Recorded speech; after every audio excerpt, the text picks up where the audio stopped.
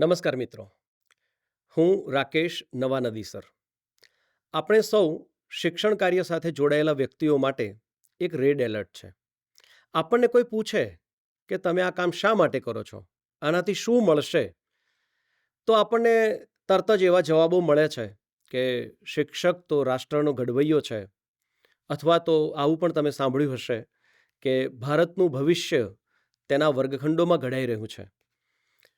પણ જો કોઈ આપણને એમ કહે કે આ તો તમે બધા શિક્ષકોએ મળીને એવી વાતો ચલાવી છે કે તમે ભવિષ્યના ઘડનારા છો, રાષ્ટ્રનું ઘડતર તમે કેવી રીતે કરો છો, તો એનો શું જવાબ છે આપણી પાસે? આજે આ બધી બાબતોને, આપણી રાષ્ટ્રીય શિક્ષણ નીતિને આપણા વર્ગખંડ સાથે શું લેવા દેવા છે, કેવી રીતે આ બધું જ વસ્તુઓ જોડાયેલી છે, એની થોડી વાતો કરવાના છીએ. આ વાતોને આપણે મુખ્ય 3 ડોક્યુમેન્ટ સાથે સમજીશું કે આપણા વર્ગખંડની જે સામગ્રી છે, જેની અંદર આપણે બનાવેલી સામગ્રી પણ આવી જાય અને અહીંયા આપણને રાજ્ય કક્ષાએથી મળેલી સામગ્રી પણ આવી જાય, અને આ બધી જે શીખવાની પ્રક્રિયાઓ છે, આ બધી જ વસ્તુઓ આ 3 ડોક્યુમેન્ટના આધારે સમજવાનો પ્રયત્ન કરીશું. સૌથી પહેલું ડોક્યુમેન્ટ છે રાષ્ટ્રીય શિક્ષણ નીતિ, જે 2020માં આવી છે. એ નીતિને અમલ કરવા માટે થઈને એનસીએફ બનાવવામાં આવ્યું, જે 2022માં આવ્યું, અને એ રાષ્ટ્રીય અભ્યાસક્રમ માળખાના આધારે આપણા રાજ્યએ પણ અભ્યાસક્રમની જે રૂપરેખા 2024માં બનાવી છે. તો આ ત્રણેય બાબતોને બરાબર જોઈશું અને સમજીશું કે આ શું છે. તો સૌથી પહેલો પ્રશ્ન આપણને એમ થાય કે આ શિક્ષણ એટલે શું? કોને કહીશું શિક્ષણ? તો દરેક વ્યક્તિની અંદર જે જ્ઞાન, ક્ષમતા, મૂલ્યો અને એનો મનોજોગ, એનું જે વલણ છે, એની પરિપૂર્ણતા કરવાની છે. અહીંયા શબ્દ ઉમેરવાનું છે એવા અર્થમાં, એનામાં આ બધું છે તો ખરું, પણ એની પરિપૂર્ણતા કોઈક સાપેક્ષમાં કરવાની છે. તો એના માટે જે જે થાય છે એ બધું શિક્ષણ છે.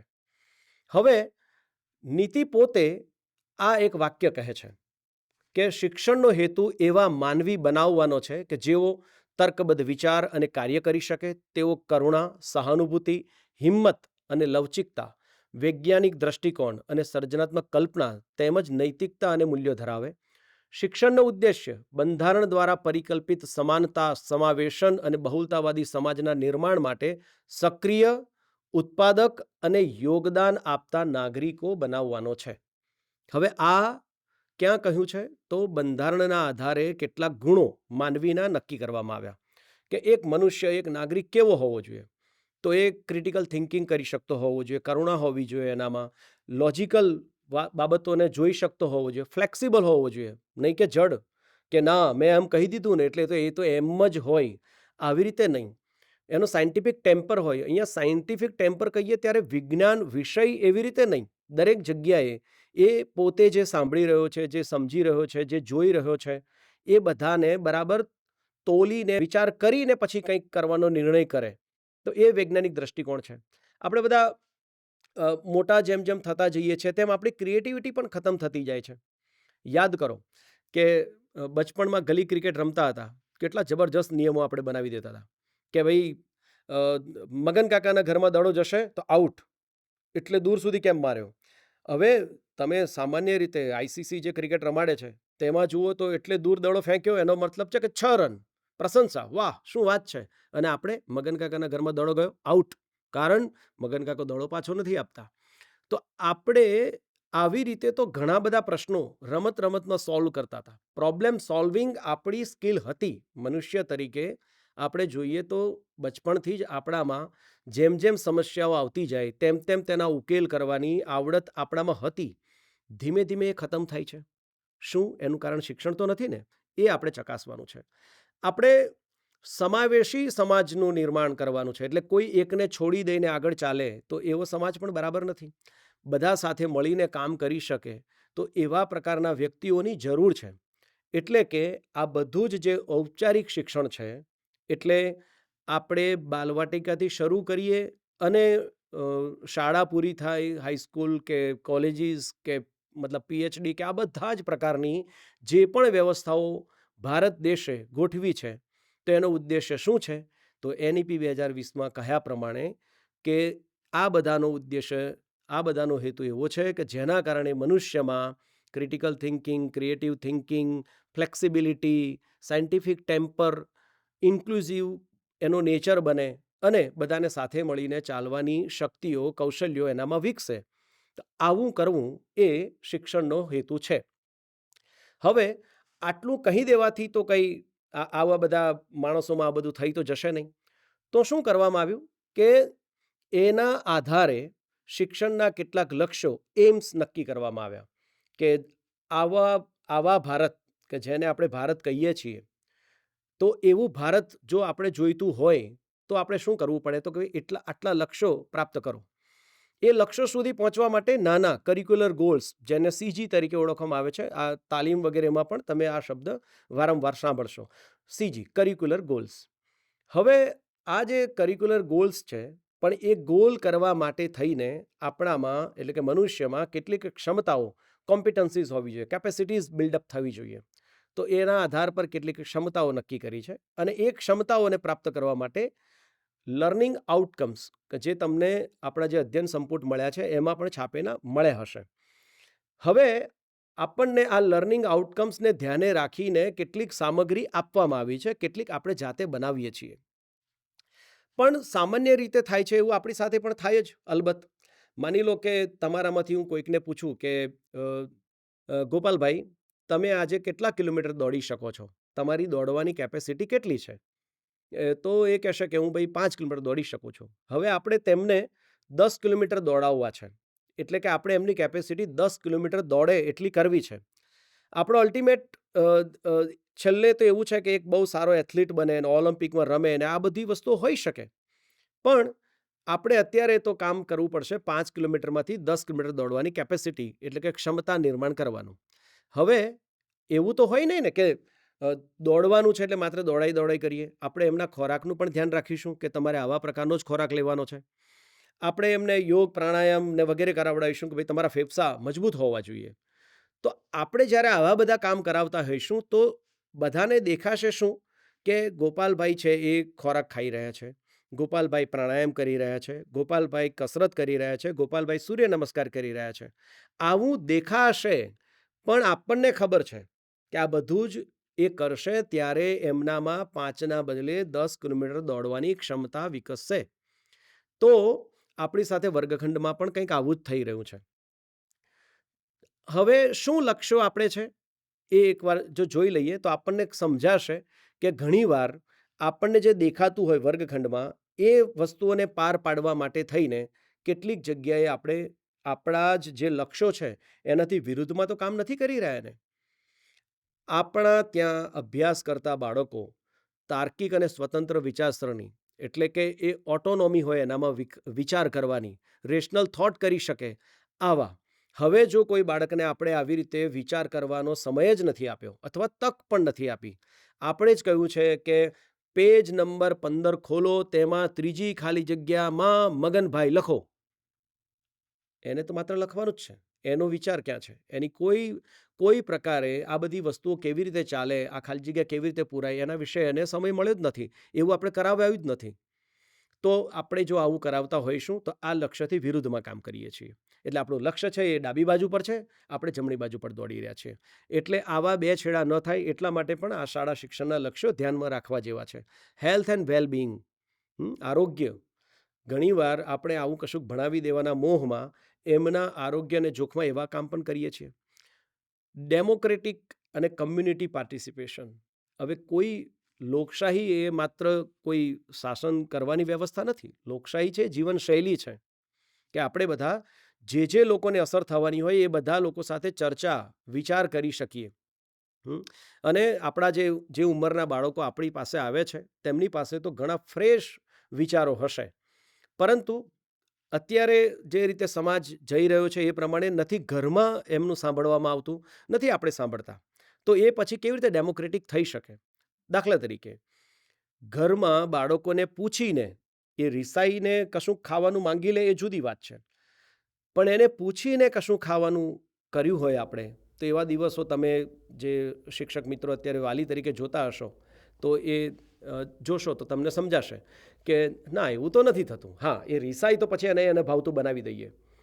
તો જેની અસર એની પર થવાની હોય તો એવા વિષયો પર એની સાથે વાત કરવા માટે આપણે કેટલા ખુલ્લા છીએ. તો એવું આપણા વર્ગખંડોમાં પણ એને પૂછવામાં આવે છે કશી વાતમાં કે આપણે આ કેવી રીતે કરીશું, આવું રમત રમવાની છે, આપણે ક્યાં રમીશું? અલબત્ત આપણને એવું થાય છે કે છોકરાઓને સમજણ ન પડે. અરે ન પડે તો એમને સમજણ પડે એવા પ્રકારે પ્રશ્નો તો કરો. તો આ લોકશાહી છે, એ ઘર હોય, શાળા હોય કે વર્ગખંડ હોય. આવી જ રીતે ઇકોનોમિકલ પાર્ટિસિપેશન, એને અત્યારથી આ બધી ચર્ચાઓમાં જોડવું પડશે. કલ્ચરલ પાર્ટિસિપેશન પણ શાળા શિક્ષણનું એક લક્ષ્ય છે. હવે આ લક્ષ્યને સીધા નહીં પ્રાપ્ત કરી શકાય, તો આવા ગોલ્સ નક્કી કર્યા છે અને એમાંથી આપણે જે વર્ષોમાં કામ કરી રહ્યા છીએ, જે બાલવાટિકા 1, 2, 3 અને ધોરણ 1, 2 માટે થઈને 13 કરિક્યુલર ગોલ્સ છે.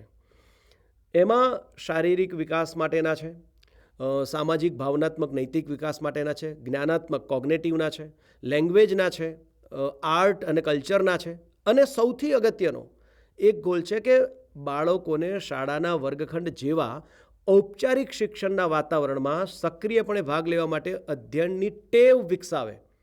તમે વિચાર તો કરો કે એક બાળક જે પોતે મન ફાવે ત્યાં સૂતું હતું, ખાતું હતું, પોતાની રીતે ડાબા હાથે જમણા હાથે પલાઠી વાળ્યા વગર માના ખોળામાં આડોટતું એ જે જીવતું હતું, એ બાળક આપણી શાળામાં આવે છે. એટલે કે હવે એના માટે બધું ફોર્મલ થઈ રહ્યું છે. આ ફોર્માલિટીમાં શીખવાનું કેવી રીતે, એની ટેવ વિકસાવવા માટેનો પણ એક ગોલ બનાવ્યો છે. તો આવા 13 કરિક્યુલર ગોલ્સ છે. ફરી યાદ કરી લે, આપણે ગોલ્સ મેળવી લઈશું ત્યારે પહેલાં શિક્ષણના લક્ષ્યો પ્રાપ્ત થશે. એ શિક્ષણના લક્ષ્યો, ઉદ્દેશ્યો સિદ્ધ થશે ત્યારે બંધારણમાં કહ્યો છે એવો સમાજ બનશે. પણ સ્વાભાવિક રીતે આવો દરેક ગોલ માટે થઈને આપણામાં એ ગોલ કરવા માટે કેટલીક કેપેસિટીઝ હોવી જોઈએ, ક્ષમતા હોવી જોઈએ. દાખલા તરીકે આ બધી જ વસ્તુઓને આપણા પંચકોશ સાથે જોડીને જોઈએ તો આપણે ત્યાં પણ કહેવાયું છે કે દરેક મનુષ્યમાં વિજ્ઞાનમય કોષ હોય, પ્રાણમય કોષ હોય, અન્નમય કોષ હોય, મનોમય કોષ હોય, આનંદમય કોષ હોય. આ બધાનો વિકાસ, પંચકોશ વિકાસ, એટલે આપણા બધા કરિક્યુલર ગોલ્સ. પણ આ કંઈ જાદુ તો નથી કે આજે આપણે કહીએ કે આ જગ્યાએ બેસી જાઓ અને પછી બધું તમારું આવું થઈ જશે. એવું તો થતું નથી. હા, શિક્ષક તરીકે ઘણીવાર આપણે એવું માની લેતા હોઈએ છીએ કે મારા વર્ગમાં આવી જા, તારું બધું થઈ જશે. પણ એવું થતું નથી. તો આવા ગોલ્સ સુધી પહોંચવા માટે શું કરવામાં આવ્યું છે? તો એને આવી રીતે, આ એક અત્યારે તમારી સામે જે છે એ ઉદાહરણ ગુજરાતીનું ઉદાહરણ છે કે એક કરિક્યુલર ગોલ જે CG10 જે છે આપણો, તો એની અંદરની એક એ CGને પ્રાપ્ત કરવા માટેની એક ક્ષમતા છે. ટૂંકી વાર્તાઓ વાંચે છે અને પોતાની રીતે પાત્રો, વાર્તાનું કથાવસ્તુ અને લેખક શું કહેવા માગે છે તે ઓળખીને તેનો અર્થ સમજે છે. આવી એની એક ક્ષમતા છે. પણ આ ક્ષમતા પહોંચવા માટે મેં હમણાં જ ગોપાલભાઈની વાત કરી, તો ગોપાલભાઈ કે 10 મિનિટ દોડતા નહીં થઈ જાય, એમના માટે એમને ખવડાવવું પડશે, પ્રાણાયામ કરો. એમ આ ક્ષમતાને પ્રાપ્ત કરવા માટે થઈને બાલવાટિકા 1થી લઈને ધોરણ 2 સુધીમાં કેવી નિષ્પત્તિ પર કામ કરવાનું છે.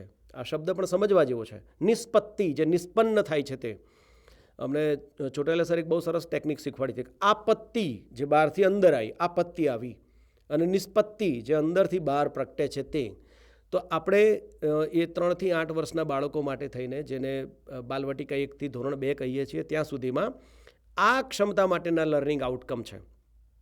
આ બધા લર્નિંગ આઉટકમ જો આપણને વર્ગખંડની સામગ્રી વડે, વર્ગખંડની પ્રક્રિયાઓ વડે આપણા બાળકો સુધીમાં બરાબર થઈ જશે, તો એ બાળકોમાં આવી ક્ષમતા હશે. અને એ ક્ષમતા હશે તો આ CG10 છે એ બરાબર પહોંચશે. આ એક ક્ષમતા નથી, આવી બીજી ક્ષમતાઓ પણ છે અને દરેક ક્ષમતા માટે આવા લર્નિંગ આઉટકમ છે. પણ આટલું થાય તો CG એટલે કે કરિક્યુલર ગોલ આપણે અચીવ કરી શકીએ. આવું જ ગણિત માટેનું છે કે એનો જે કરિક્યુલર ગોલ છે કે વિશ્વને માત્ર આકારો અને માપ દ્વારા ઓળખવા માટે ગાણિતિક સમજ અને ક્ષમતા વિકસાવે છે. હવે આટલો મોટો કરિક્યુલર ગોલ છે, તો એક નાનકડી એમાંની એક ક્ષમતા છે કે 99 સુધીની સંખ્યાઓને ચડતા અને ઉતરતા ક્રમમાં ગોઠવે. તમને થાય કે યસ, આ તો અમે ફટ દઈને કરાવી દઈએ. પણ ના, આ ક્ષમતા એમ જ પ્રાપ્ત નથી થતી. ગોખણપટ્ટી કરી શકે, છોકરાઓને ગોખાઈ દો તો 1 થી 100 સુધી બોલે ખરા, પણ એ સમજે છે ના. તો કેવા કામ સોંપ્યા છે?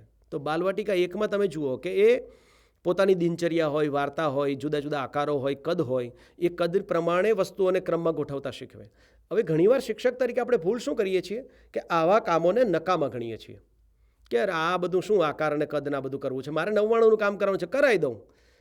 પણ આવી રીતે જે કામ નથી થતું, તો 99 સુધીની સંખ્યાઓ ચડતા ઉતરતા ક્રમમાં ગોઠવી દે, પણ એનામાં જે ઉપર જે CG કે આખા વિશ્વને આવી રીતે ગાણિતિક સમજ અને ક્ષમતા વિકસાવી શકે એવો કરિક્યુલર ગોલ નહીં મળે. અને ધ્યાન રાખો કે કરિક્યુલર ગોલ્સ જ્યારે નહીં મળે તો એ સીધી અસર થશે કે આપણા જે શિક્ષણના લક્ષ્યો છે, જે ઉદ્દેશ્યો છે, એ નહીં પહોંચી વળીએ આપણે. તો ફરીને આ વાતને યાદ કરી લઈએ કે આપણે જે પણ કાર્ય વર્ગખંડમાં કરી રહ્યા છીએ, એટલે તમને લાગતું હશે કે હું એક કવિતા ગવડાવું છું કે જોડકણું કરાવું છું કે વાર્તા કહું છું, એવું દેખાશે, બરાબર છે. પણ એક શિક્ષક તરીકે આપણી સમજણ હોવી જોઈએ. આને હું ઘણીવાર હસતા થોડું જુદું ઉદાહરણ છે પણ કહું છું કે આપણને કોઈ વિધિમાં બેઠા હોઈએ અને પછી મહારાજે કહે કે આ સોપારી ઉપર કંકુના છાંટા કરો, પાણી ચડાવો, આવું આપણને કહે એટલે આપણે એની પર કંકુના છાંટા કરી દઈએ અને પાણી ચડાવી દઈએ. એના બદલે જો આપણને એવી ખબર હોય કે આ જે સોપારી સ્વરૂપમાં અત્યારે આ ગણેશજી છે, હવે તમારા કંકુના તિલક કરવાની અને પાણી ચડાવવાની તમારી અંદરની જે ભાવના છે એ બદલાઈ જશે. સમજ્યા વગર આપણે એને સોપારી ગણીને ટ્રીટ કરતા હતા, હવે એ આપણા માટે આપણા આદ્ય બની જાય છે. એમ આ બધી વસ્તુઓને એવા ક્રમમાં ગોઠવી છે કે આપણે વર્ગખંડમાં જે ક્રિયાઓ કરાવીએ છીએ, જે સામગ્રીનો ઉપયોગ કરીએ છીએ જુદા જુદા પ્રકારની, એ ચોક્કસ લર્નિંગ આઉટકમને મેળવવા માટે છે. આ ચોક્કસ લર્નિંગ આઉટકમ્સથી ક્ષમતાઓ વિકસશે. એ ક્ષમતાઓને આધારે આપણને ગોલ્સ મળશે, કરિક્યુલર ગોલ્સ, અને એના આધાર પર આપણા એમ્સ સિદ્ધ થશે, લક્ષ્ય. અને એવા લક્ષ્ય થશે ત્યારે એક એવો સમાજ બનશે કે જે આપણે કહી શકીએ કે યસ, આ ભારત છે, ઇન્ડિયા ધેટ ઇઝ ભારત. એ એટલા માટે છે. એક બીજી ભૂલ પણ આપણે કરીએ છીએ કે આપણે ભારતીય કોને કહીએ છીએ? આપણે કહીએ છીએ કે ભારતમાં રહે એ ભારતીય. બરાબર, ધ્યાનથી જુઓ, શું એવું છે? તમે કોઈ પણ દેશમાં રહેતા હો, તમે ભારતીય જ રહો છો. એટલે આપણે સમજવું પડશે કે ભારતમાં રહે તે ભારતીય નહીં, જેનામાં ભારત રહે તે ભારતીય. એક ભારતીય તરીકે આપણામાં કેટલીક વસ્તુઓ ઇનબિલ્ટ છે. બસમાં બેઠા હોઈએ અને કોઈ વૃદ્ધ કે કોઈ બાળક સાથેની સ્ત્રી કે કોઈ પુરુષ જે નાના બાળક સાથે છે એ પ્રવેશે, કોઈ જગ્યાએ લખેલું ન હોય એમ છતાં પણ આપણાથી આદરથી ઊભું થઈ જવાય છે. એ ઇન્ડિયનનેસ છે, એ ભારતીયતા છે. અને એ ભારતીયતા જેનામાં હોય એ ભારત. આ ભારત જો આપણે જોઈતું હોય તો આ ક્રમ અનુસરવો પડશે. તમને થશે કે આવું સીધું કહી દો ને કે આવું કરવાનું છે, પણ આપણા જ શાસ્ત્રોમાં એક બહુ સરસ ન્યાય કયો છે, એટલે એક અરુંધતી ન્યાય. પહેલાંના સમયમાં અને અત્યારે પણ દક્ષિણ ભારતની અંદર આ પ્રથા છે કે કોઈ નવી પરણેલી સ્ત્રી નવોઢા આવે એટલે એના ફળિયાની ને કુટુંબની બધી સ્ત્રીઓ ભેગી થઈને એને અરુંધતીનો તારો બતાવે. આકાશમાં એક તારો છે, એનું નામ અરુંધતી છે.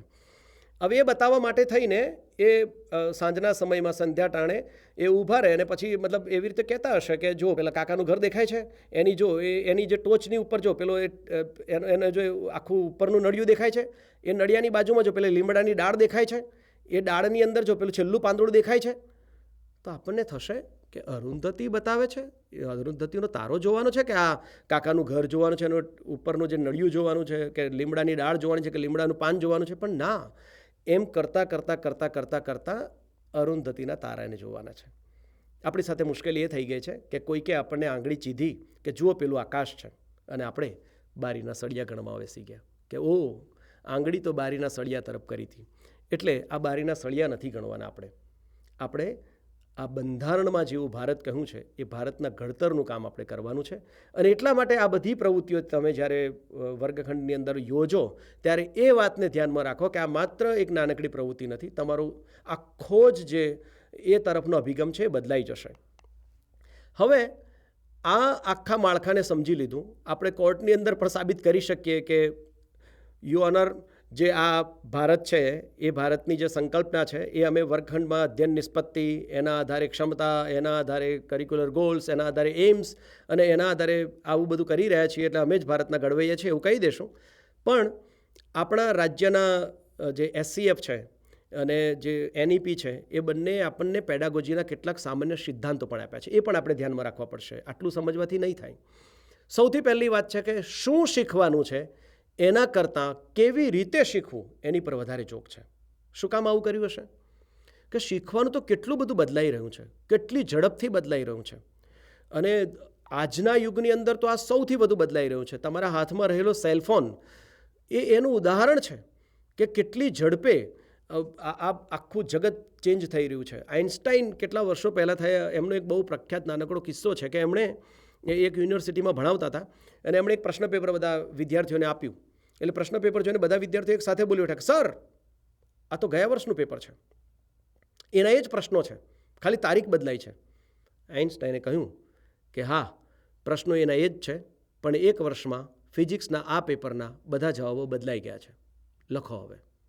આટલી ઝડપે બદલાતા જીવનમાં કેટલું કેટલું શીખવશું, એના કરતાં આ બધું શીખાય કેવી રીતે છે, એટલે કોઈ જોડકા જોડતા શીખવી દેવું એવું ન કરાય.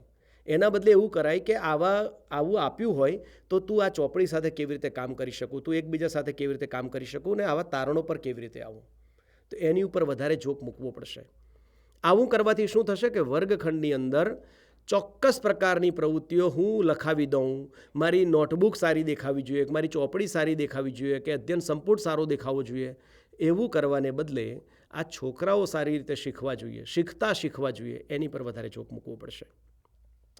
બીજું છે વિષયો વચ્ચેની જે ભેદરેખાઓ છે, બહુ વિષયકતા, આ ભેદરેખાઓને આપણે સમાપ્ત કરવી પડશે. કારણ કે જે જીવાતું જીવન છે એમાં આવા કમ્પાર્ટમેન્ટ નથી.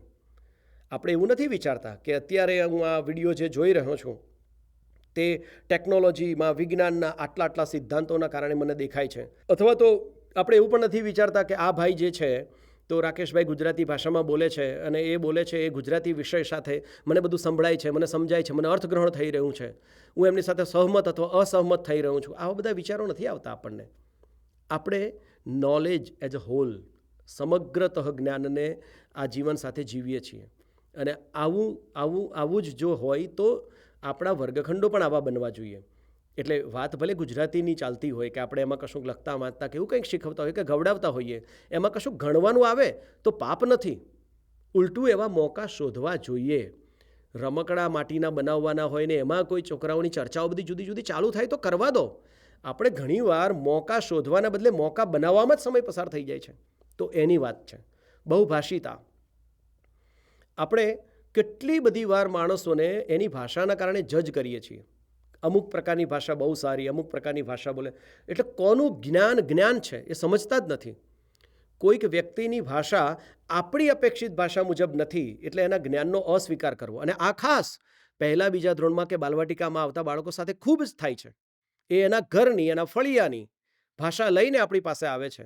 ત્યારે આ મલ્ટી લેંગ્વેજ છે, મલ્ટીલિંગ્વલ સમાજ છે, અને ભારત તો આ છે, ભારતની તો બ્યુટી જ આ છે. એની પીમાં સૌથી વધુ ભાર જો કશાક પર મુકાયો હોય તે બહુભાષિતા પર છે, કે બધી ભાષાઓ છે. કોઈને બોલી અને આ શુદ્ધ ભાષા અને અશુદ્ધ ભાષા એવો લેબલ નથી લગાડવાના. તો એનો પણ મોકો લેવો જોઈએ. ચોક્કસ પ્રકારે જ પ્રશ્ન પૂછાય અને ચોક્કસ પ્રકારે જ જવાબ મળે. ફોન નંબર બોલવાનો થાય, કેટલા બધા લોકો આપણે અંગ્રેજીમાં જ બોલીએ છીએ, તો પછી ના, શુદ્ધ ગુજરાતી ભાષામાં જવાબ આપો. એવા શિક્ષક બનવાને બદલે આપણે એને ગુજરાતી અંકો શીખવવાના છે, એ કાર્યક્રમ જુદો છે. એની ભાષાનો અસ્વીકાર કરીને નહીં, તો આપણે એ બાળકની ભાષાઓ, આપણા ગુજરાતની વિવિધ ભાષાઓ, આના સ્વીકાર, એની કદર માટેનું કામ પણ કરવું પડશે. Concept, critical thinking, creative thinking પર ભાર. એકાદ ખાલી જગ્યાઓ કે જોડકા કે બધું ખોટું પડે એનો પ્રોબ્લેમ નથી. એક બહુ જ જૂનો જોક છે, અને એટલો જૂનો જોક હોવા છતાંય હજુ નવો લાગે છે, કે એક શિક્ષકે કહ્યું કે આકાશનું ચિત્ર દોરો, અને કોઈ કે પીળું દોર્યું, કોઈ કે લાલ દોર્યું, આદે દોર્યું, કોઈ કે કાળું દોર્યું, કાળો રંગ કરી નાખ્યો. તો શિક્ષકે આ શું છે? હવે રાત્રિનું આકાશ એને એવું જોયું હોય તેવું ન દોરી શકે? હજુ પણ કુદરતી દ્રશ્ય દોરવાનું કહે છે તો આપણે બધાના મનમાં એક જ ચિત્ર આવે છે. એક નદી હોય, પહાડમાંથી ઉગતો સૂર્ય હોય, બે પક્ષી દોરે તો નવીનતા થઈ ગઈ. આવી ક્રિએટિવિટી છે આપણા છોકરાઓમાં, ગજબ ક્રિએટિવિટી છે. આ ક્રિએટિવિટીનો વિકાસ થાય એની પર વધારે ભાર મૂકવાનો છે. આપણી જે પરીક્ષાઓ છે અલબત્ત એ બદલાઈ રહી છે, વાર લાગશે. એટલીસ્ટ આપણા વર્ગખંડોમાં મૂલ્યાંકન કરવાની રીત બદલીએ, કે કોઈ ચોક્કસ પ્રકારની માહિતી જોઈશે. આપણે માહિતી જોઈશે. ભાષા શીખવા માટે પણ કશાકનો આધાર લેવો પડશે. આપણે કોઈક બગીચા વિશેનો ફકરો લેવો પડશે, તો એના આધારે વાતચીત થશે, એના આધારે કેટલાક પ્રશ્ન જવાબ થશે. પણ બગીચો શીખવવો એ આપણો ઉદ્દેશ્ય નથી. એના આધાર પર એ માહિતી વાંચીને એ કેવું સમજે છે, એનો કેવી રીતે ઉપયોગ કરે છે, એના આધારે એની વિચારણા કેવી બને છે, એ મહત્વનું છે. તો એની પર ધ્યાન આપવું પડશે. આપણે પછી સતત બગીચામાં કેટલા માણસ હતા? હા, કેટલા શબ્દ, કેટલો પ્રશ્ન પૂછાય ત્યારે આંકડો બોલવાનો હોય, એવી સમજ મળે એના માટે આવી પ્રેક્ટિસ કરાવવાની હોય. પણ પછી એને 4 બોલ્યા અને આપણે બગીચામાં 5 માણસો કયા હોય, તો કે ના, 5 હતા, તે 4 કેમ કયા? તો એ ઉદ્દેશ્ય હતો. એ એની યાદશક્તિનું કામ કરવા જઈએ ત્યારે આપણે કેટલીક વાતો આપણા વર્ગખંડની અંદર ધ્યાન રાખવી પડશે કે છોકરાઓ જ્યારે જ્યારે આપણે કશું અવલોકન કરવું હોય એમનામાંથી, ત્યારે એ કેવું સમજે છે, એ જે સમજે છે એનો ઉપયોગ કેવી રીતે કરે છે, એ કેવી રીતે વિચારે છે, આની ઉપર આપણું ધ્યાન હોવું જોઈએ. એ માહિતી પર, એ કવિતા પર, એ વાર્તા પર નહીં. ઘણીવાર આપણે વાર્તા ચલાવવાના નામે થઈને આ બધાનો સમજ, ઉપયોજન અને વિચારણાને અવગણીએ છીએ કે વાર્તા સમજાવી દઈએ, પણ વાર્તા સમજાવવું એ આપણો ઉદ્દેશ્ય નહોતો. જીવન કૌશલ્ય ખૂબ જ અગત્યનું. આપણા આ બાળકો, આ ઉંમરના બાળકો પોતાની લાઈફ લઈને આપણી શાળામાં આવે છે. એને જ્યારે પણ તમે બાનું ગીત ગવડાવશો કે કોઈક વાંદરા વિશેનું ગીત ગવડાવશો, એને એનો વાંદરો વર્ગમાં જોઈએ છે, એના વાડાનો વાંદરો. તમે ઝાડની વાત કરી, એનું જે જીવન જે ઝાડ નીચે લખોટી રમીને પસાર થયું છે, એ લીમડો એને વર્ગમાં લાવવો છે. અને તમે મંડ્યા છો આપણો લીમડો, આપણા ચોપડીનું ઝાડ. આપણે કહીશું કે તું બેસ, તારો લીમડો ત્યાં રહેવા દે. એ આપણને ન કહે કે તું તારો લીમડો ત્યાં રહેવા દે. જો આપણે એના જીવનને આપણા વર્ગમાં નહીં પ્રવેશ આપીએ, તો આપણા વર્ગમાં થયેલા શિક્ષણને એના જીવનમાં નહીં આપે. તો આવા જીવનના કેટલા બધા કૌશલ્યો છે. ક્રિએટિવિટી, કોલોબરેશન, કમ્યુનિકેશન, આવા બધા કૌશલ્યોનું શિક્ષણ પણ આપણા વર્ગખંડોમાં જ થવાનું છે. હું ઘણી બધી જગ્યાએ આ પ્રશ્ન પૂછ્યો છે, તમને પણ પૂછું છું. થોડીક પોઝ લઈને પણ આ વિચાર કરી જોયો કે તમે નાના હતા, એટલે 5 વર્ષના હતા, એ વખતે તમારા ઘરનું રસોડું તમને યાદ આવે છે? શું હતું એ રસોડામાં? જરાક થોડીક વાર યાદ કરી લેજો. જે તજજ્ઞ મિત્રો આને જોતા હોય તો થોડીક વાર આ વિડીયો પોઝ કરજો અને બધાને રસોડું યાદ કરી લેવા દો.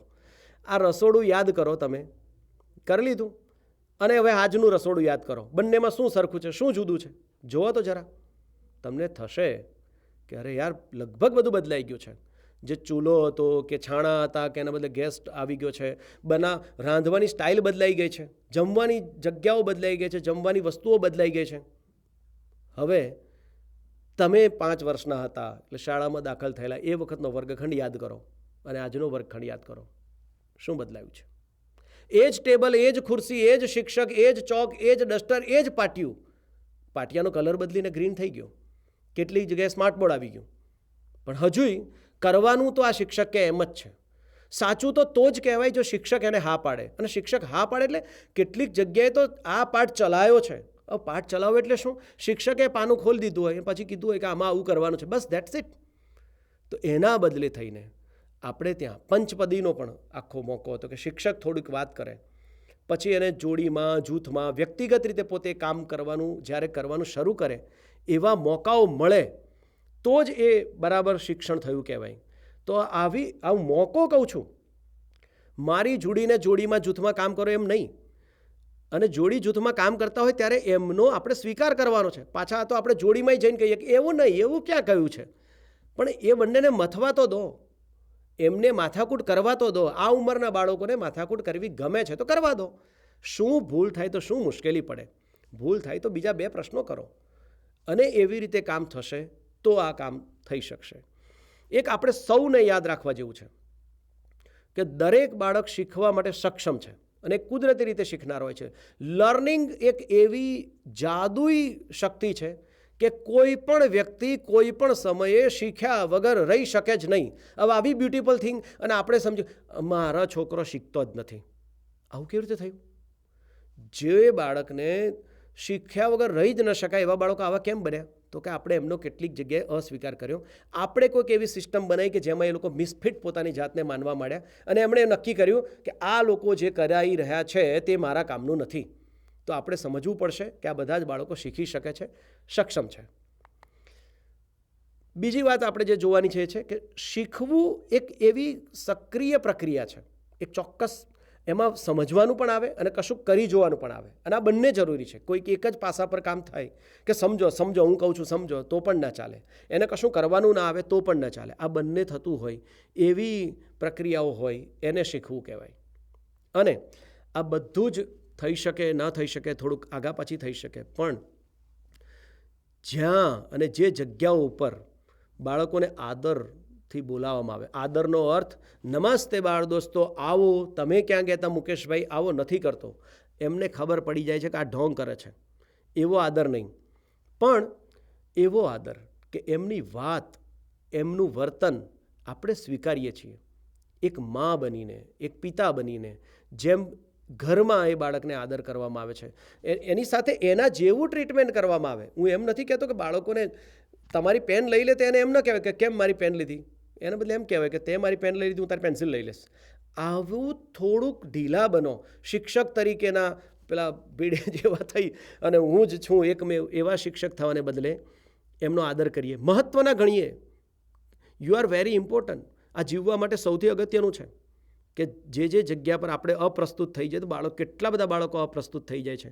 એમને લાગે છે કે આ જગ્યા પર એવા કામ થઈ રહ્યા છે કે નહીં મને વાંચતા આવડતું, નહીં લખતા આવડતું, નથી આ શિક્ષકને મારી કોઈ કદર, હું અહીંયા જાઉં ન જાઉં કોઈ ફરક નથી. તો એ બાળક આપણા વર્ગખંડમાં આવીને કેવી રીતે શીખી શકે? તો જુદા જુદા પ્રકારની પ્રક્રિયાઓમાં એમને જો સામેલ કરવામાં આવે ત્યારે સૌથી સારું શીખી શકે એમ છે. અને જો આવું આપણે આ બધી વસ્તુઓને જો ધ્યાનમાં રાખીએ તો જે છેલ્લું એક ચિત્ર બને છે આ બધાના આધાર પર એ છે કે ઘણું બધું શીખવી દેવાને બદલે આપણે સૌથી વધુ ધ્યાન રાખવાનું છે કે શીખાય કેવી રીતે છે એ શીખવવું. એક નાનકડી વાર્તા છે, એ વાર્તા સાથે થઈ અને આપણે આજની આ ત્રણેય બાબતોને પૂરી કરીશું. એક ગામ છે અને દરિયા કિનારાના ગામની અંદર બધા દરિયામાં જાય અને બધી માછલી પકડવાનો જે વ્યવસાય કરતા હોય, આ કિનારા પર જ એક બાપ અને દીકરો બંને પણ એક નાનકડી ઝૂંપડીમાં રહે છે. એક સમય એવો થાય છે કે બાપ આવી રીતે દરિયો ખેડવા માટે જાય છે ને પછી પરત ફરતો નથી, એટલે એ તો સ્વાભાવિક છે. એટલે આજુબાજુમાં જે 50-60 જે બધા લોકો એમના જે ઘર છે એ બધા લોકો પેલા દીકરાનું ધ્યાન રાખે છે. અલબત્ત એકદમ સમાજ તરીકે આપણી સૌથી પહેલી ફરજ એવી જ આવતી હોય. એટલે પેલા બાળકને ભૂખ લાગે એટલે કોઈકના ઘરે જાય એટલે તરત એને જે ભોજનમાં માછલી આપી દે, એ ખાઈ લે, પાછો રમે કૂદે, બધા જોડે ફરે, પાછી ભૂખ લાગે બીજા કોઈ ઝૂંપડે જાય એને માછલી મળી જાય. આવું 10 દિવસ ચાલ્યું. એટલે એને ભૂખ લાગે, કોઈક પાસે જાય, માછલી આપી દે, પૂરું થઈ ગયું કામ. કોઈક એક વ્યક્તિના ઘરે સવારમાં ગયો એટલે પેલા એ પૂછ્યું મને ભૂખ લાગી છે. એટલે અત્યાર સુધી જ્યારે પેલા બાળકે કહ્યું કે મને ભૂખ લાગી છે એટલે તરત જ એ માણસે એને માછલી આપી દીધી. આ માણસે પ્રશ્ન કર્યો. બાળકે કહ્યું મને ભૂખ લાગી છે. માણસે કહ્યું તો? પેલાને થયું કે અરે યાર તો માછલી આપો, કે ના નહીં આપું. આ બાળક માટે નવું હતું કે નહીં આપું, કે હું આપીશ નહીં, તું જો ઈચ્છતો હોય તો તને પકડતા શીખવાડી દઉં. બાળકને થયું કે આ નવી વાત આવી છે, ચલો તો શીખવાડો. 2-3 દિવસ લાગ્યા પણ પેલા બાળકને માછલી પકડતા આવડી ગઈ. હવે જરા શાંતિથી વિચાર કરો કે શું થયું આમાં. પેલા બધા જ વ્યક્તિઓ કે જેમણે 10 દિવસ સુધી પેલાને આપ્યા જ કરી, આમ સ્વાભાવિક રીતે સારા કહેવાય કે ભાઈ આપી દીધી, જુઓ ને. આ એક માણસે પકડતા શીખવાડી દીધી, તો વધારે સારો માણસ કોણ કહેવાય? યસ, તમે બરાબર જ માન્યું કે જેને પકડતા શીખવાડી. કારણ પેલા બધા વ્યક્તિઓએ એની એક સમયની ભૂખ ભાંગી હતી, આને જિંદગીભરની ભાગી દીધી. આપણે પણ વિચાર કરવાનું છે કે આપણે કેવા શિક્ષક બનવું છે. આખી જિંદગી એને આવી રીતે આપે જઈશું. એને થતા પ્રશ્નો, એને ઊભા થતા પ્રોબ્લેમ્સને સોલ્વ કરી શકાય એની રીતો શીખવવા પર ધ્યાન આપીએ, એના પ્રોબ્લેમનું સોલ્યુશન માટે નહીં. એટલે આપણને રાષ્ટ્રીય શિક્ષણ નીતિ હોય, NCF હોય કે આપણા રાજ્યનું SCF હોય કે આપણી બધી જ અભ્યાસ સામગ્રી હોય, તમે ધીમે ધીમે જોશો એટલે એમાં આવા મોકા આપ્યા છે કે એ મોકાના આધારે બાળકો અંદરો અંદર વાતો કરીને, જૂથ બનાવીને, જોડી બનાવીને, પોતાની જાતે મથીને, વાલીઓ સાથે વાત કરીને, તમારી સાથે વાત કરીને શીખાય કેવી રીતે એ શીખવાનો પ્રયત્ન કરશે. આપણી ફરજ એ છે કે આપણે સતત ધ્યાનમાં રાખીએ કે મારું કામ ગણિતનો XYZ પ્રકારનો દાખલો ગણાવવાનું કે શીખવવાનું નથી. મારું કામ કવિતા કે ગીત ગવડાવવાનું નથી. એ તો છે જ, એ દેખાય છે, મારે કરવાનું છે, પણ એ માટેનો એક ચોક્કસ હેતુ છે. એ પ્રવૃત્તિ કરાવવા માટે થઈને મારી પાસે કેટલાક લર્નિંગ આઉટકમ્સ છે, એ અધ્યયન નિષ્પત્તિઓ છે. એ અધ્યયન નિષ્પત્તિઓ જો હું ધ્યાનમાં રાખીશ તો એના આધાર પર એ વ્યક્તિમાં, એ બાળકની અંદર એક ક્ષમતા, કોમ્પિટન્સી ડેવલપ થશે. આવી કોમ્પિટન્સીઝ ભેગી થશે તો એક કરિક્યુલર ગોલ એચીવ થશે. એવા 13 કરિક્યુલર ગોલ્સ છે જુદા જુદા પ્રકારના. એ બધા કરિક્યુલર ગોલ એચીવ થશે ત્યારે શિક્ષણના લક્ષ્યો, જેમાં કહ્યું એમ કે લોકશાહી સમાજનું નિર્માણ થઈ શકે, એ ક્રિટિકલ થિંકિંગ કરી શકે, સાયન્ટિફિક ટેમ્પર ધરાવતો, આવા બધા પ્રકારના લક્ષ્યોને પ્રાપ્ત થઈ અને એક એવો નાગરિક બનશે કે એવો માણસ બનશે કે જેમાં ભારતના બંધારણમાં કહ્યા છે તેવા ગુણોનો વિકાસ થાય. અને જ્યારે જ્યારે જે વ્યક્તિમાં આવા ગુણો વિકસે એટલે કે એટલું ભારત એનામાં જીવતું થાય અને જેનામાં ભારત જીવે તે ભારતીય. શું કહો છો તમે? ભારતીય બનાવવાની આ પ્રક્રિયામાં તમે સૌ સમજદારીપૂર્વક સામેલ થાવ છો કે નહીં? સામેલ થાવ.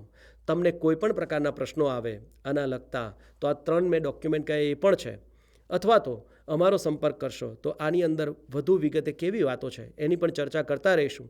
પણ આપણે બાળકોને અત્યાર સુધી જે રીતે શીખવતા આવ્યા છીએ તેના કરતાં આપણે સક્રિય પ્રક્રિયાઓમાં ફોકસ કરીને એમને આ 21મી સદી માટે તૈયાર કરવા હશે.